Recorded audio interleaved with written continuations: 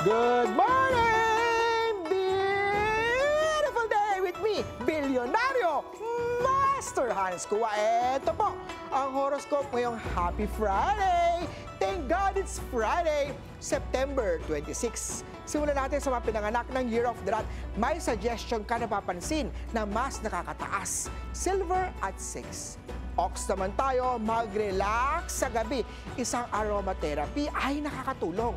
Red at 3. Kay Tiger naman tayo, magandang araw para simulan na ang pangarap mong negosyo. Yellow at 5.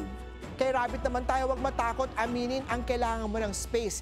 Ito ay bahagi ng self-love. Green at 9. Kay Dragon naman tayo, magsimula na ng overdue na task bago pa ito.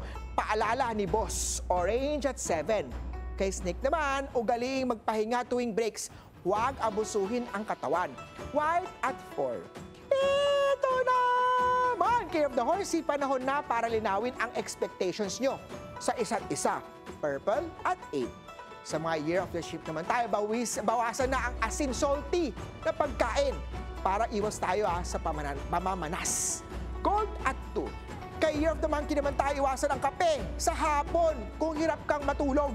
Gray at 1. Sa mga Year of the Rooster tayo, maaaring may paalalang darating mula sa ex. Timbangin ang damdamin. Blue at 6. Doggy naman tayo, may bagong responsibility. Challenge ito, pero kayang-kaya mo yan. Pink at 5. Kay Year of the Pig naman tayo, may suwerte sa pagbenta ng service o talent mo gamitin ng social media. Green at 7.